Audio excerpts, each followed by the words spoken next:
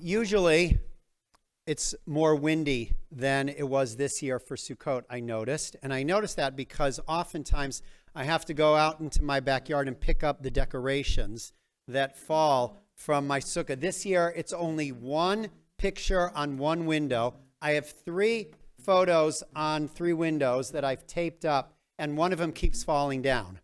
I have taped it, and I have retaped it, and I retaped it again, and it still keeps falling down. And I'm saying to myself, why? What is it about that one photo of carrots?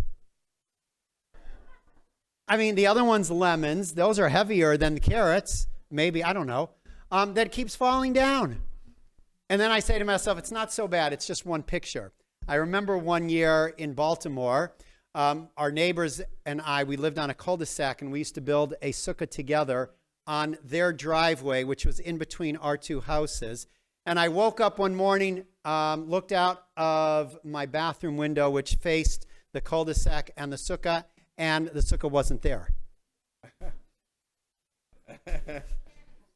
Sukkah thieves? It wasn't there. Now, it's not like you could pick up the sukkah. It was heavy. It's like big, massive pieces of lumber that somebody could steal.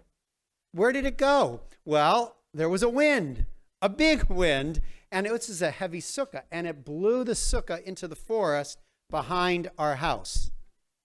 There's a debate in the Talmud. There's always a debate in the Talmud about how strong a sukkah to withstand a certain strength of wind. Does the sukkah have to be in order for it to be kosher? Can a regular of wind be enough? How strong do you have to build the sukkah? And of course, the question belies an underlying idea behind the sukkah, which is what I kept thinking about when I kept placing the carrot photo back onto the wall. And that is that Sukkot is a reminder of the impermanence of life. Something that we don't necessarily enjoy thinking about unless we are struck with illness or a loved one is struck with illness. Most of the time, we go by our days not really thinking about, will this be the last? Because that wouldn't be very healthy. We spend an entire 25 hours on Yom Kippur doing just that. And then we come to celebrate Sukkot, and it's supposed to be an uplifting, lively, celebratory, joyous holiday. But at the same time, we remember in the midst of our joy that life is temporary. Hevel Havelim, we're going to be reading tomorrow morning from the book of Ecclesiastes of Kohelet. What does Hevel Havelim mean? Vanity of vanities. Life passes us by very quickly. And that darn picture that kept falling down fell down for a reason. It was there to remind me that as beautiful as my sukkah is, as strong as I think it is, which is not really very strong, right? We fall down, and life falls apart, and things happen.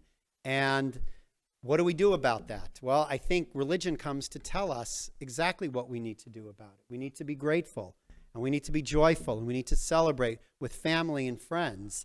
And part of being connected to a synagogue community is to remind us that we don't have to go through the life's challenges, the ups and the downs, the highs and the lows, the celebrations and the sadnesses alone, that we have community to be able to celebrate. We have community to pick one another up. We have community to say Kaddish together. And we certainly have community to celebrate and sing and dance, which we're going to be doing on Simchat Torah